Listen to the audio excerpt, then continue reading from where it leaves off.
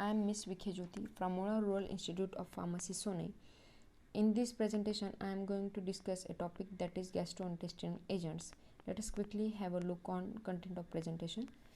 Introduction of gastrointestinal tract, definition of gastrointestinal agents, in detail classification of gastrointestinal agents, acidifying agents, antacid, its classification and ideal requirements, protectives and adsorbents, cathartics, its definition and classification.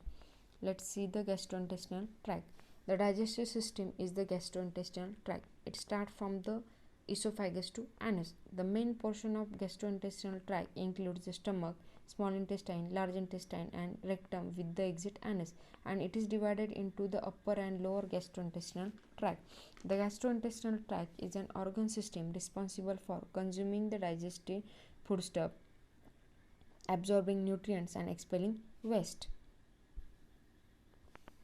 Whenever the function of gastrointestinal tract go wrong, diseases occurs, that is achlorohydria, hyperacidity, diarrhea, constipation.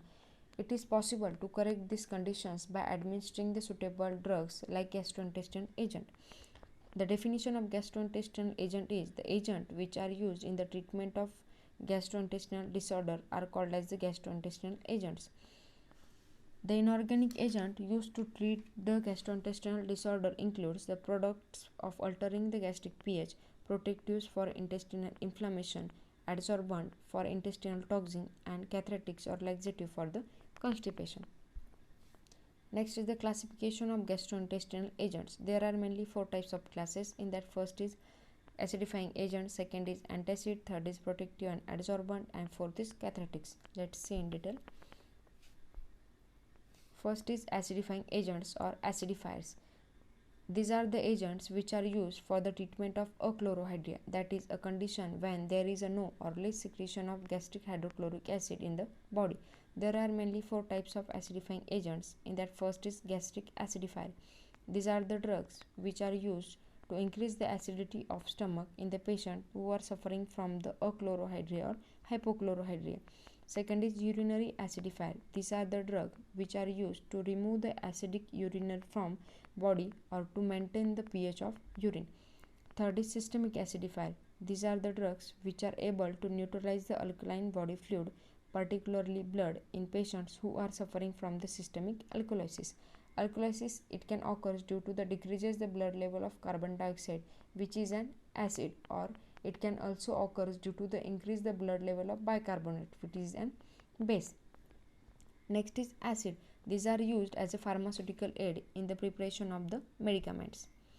Next is the achlorohydria. Achlorohydria means the inadequate secretion of the acid in the stomach. It can cause a achlorohydria.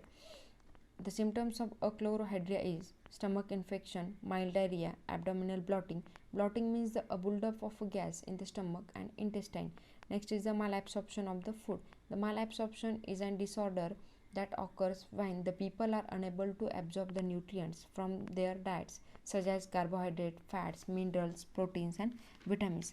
Next point is causes of achlorohydria. In that, first is pernicious anemia. Pernicious anemia, it means the deficiency in the production of red blood cells through a lack of vitamin B12. Next is the hypothyroidism, H. pylori infection, stomach cancer, gastric bypass surgery. Treatment of achlorohydria is acidifying agents. Next classification is antacid. These are the drugs or preparation which are used to neutralize the excess of gastric hydrochloric acid secreted in the stomach. It means these are the drugs which are usually alkaline substances and are used to neutralize the excess of acid in the stomach of patients who are suffering from the hyperacidity. Hyperacidity, it is a condition in which the level of acid in the gastric juice is excessive. The acids are usually to treat the hyperacidity. When the hyperacidity develops, its results can range from the gastritis. In general, inflammation of gastric mucosa or to peptic ulcer, it means the erosion of the gastric mucosa. Hyperacidity may causes due to gastritis, esophageal ulcer, gastric ulcer, or duodenal ulcer. Next is the symptoms include the hyperacidity, burning in stomach, burning in throat, belching. It means to allow the air from the stomach to come out the noisily through the mouth. Next is the vomiting, sore taste, indigestion and constipation. Next point is ideal requirement of the antacid. The antacid should be insoluble in water and has a fine particle form. It should not cause any side effect. It should produce an effect rapidly and over a long period of time. It should be a palatable and inexpensive. It should not be a constipative or laxative effect. It should be effective at pH range 4 to 6 and it should be inhibit the pepsin. It should not interfere with the absorption of food. Next point is classification of antacid. The antacid are mainly classified into the two classes. First is systemic antacid and second is non-systemic antacid. Again, non-systemic antacid are sub-classified into the four classes: aluminum containing antacid, calcium containing antacid, magnesium containing antacid and combination containing antacid. Let's see in detail. First is systemic. It means absorbable antacid. The water soluble agents which is directly absorbed into the stomach is known as the systemic antacid. Example is sodium bicarbonate. Second is non-systemic. It means the non-absorbable antacid. The water insoluble agent which does not absorb directly into the stomach is known as the non-systemic antacid. They are further subdivided into the four classes. First is aluminum containing antacid. Example is aluminum hydroxide, aluminum phosphate. The aluminum hydroxide is a weak and slowly reacting antacid. The aluminum ion relaxes smooth muscles and causes constipation. It absorbs the pepsin at pH less than 3 and releases it at lower pH. It also prevents the phosphate absorption. Second is calcium containing antacid. Example is calcium carbonate, tribasic calcium phosphate. The calcium carbonate is a potent antacid which rapidly acid neutralize capacity, but on long term use it can cause an hypercalcemia or hypercaloria and formation of the calcium stone in the kidney. Next classification is magnesium containing antacid. The example is magnesium carbonate, magnesium citrate, magnesium hydroxide and magnesium oxide. The magnesium hydroxide has a low solubility and has the power of absorb an inactive pepsin and to protect the ulcer base. Next is the combination containing antacid. Example is aluminum hydroxide gel and magnesium hydroxide. The number of preparations containing combinations of antacid are available in the market. The rationale behind the such combination is to balance the constitutive action of calcium aluminum containing antacid with the laxative effect of magnesium containing antacid. Sometimes the combination containing antacid preparation contains one with the rapid onset of action with the longer duration of action. There may many of types of combination antacid are available, like compounds magnesium trisilicate oral powder, magnesium trisilicate mixture, magnesium trisilicate tablets. Next classification is the protective and adsorbent. The protective and adsorbent are the chemically inert substances which are used in the treatment of diarrhea or dysentery. Dysentery is the frequent elimination of the watery fluid with or without mucus or blood, and it is caused mainly due to the infection of small protozoa like amebia. Diarrhea is the frequent elimination of the intestinal content in the form of watery fluid or liquid feces.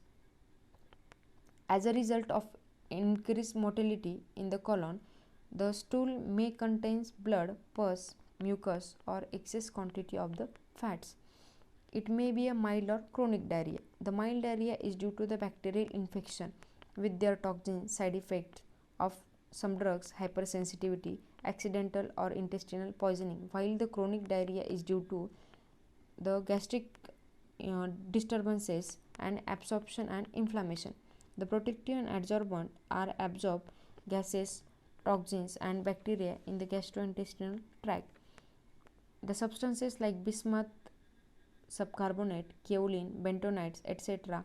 are the insoluble salts and they forms a protective coating on the mucous membrane and provides an mechanical protection.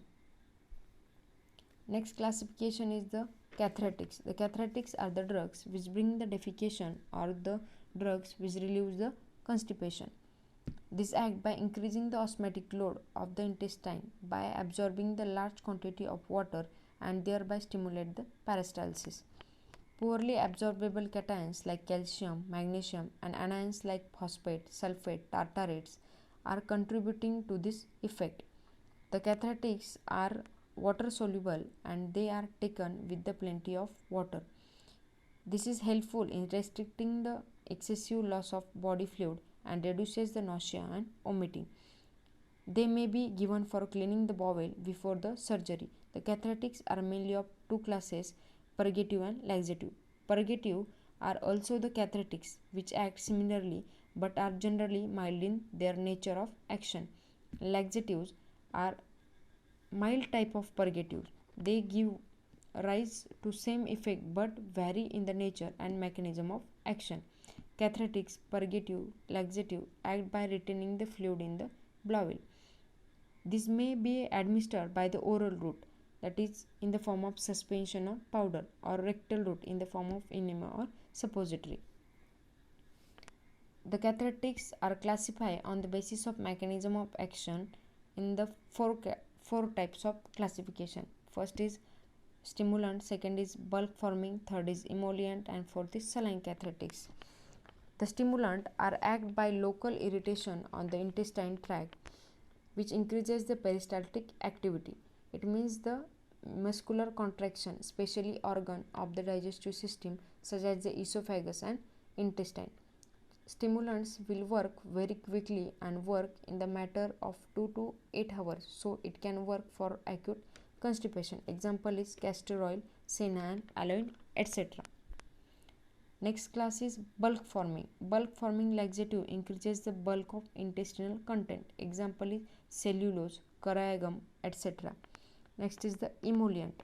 Emollient, it softens the feces and reduces the friction between the stool and intestinal wall, and it helps in the clearance of the fecal material. Example is liquid paraffin and glycerin and etc. Next class is the saline cathartics. It acts by increasing the osmotic load of intestine. It increases the absorption of water from intestine and stimulate the peristalsis. Example is that sodium biphosphate, magnesium sulfate and etc. Thank you.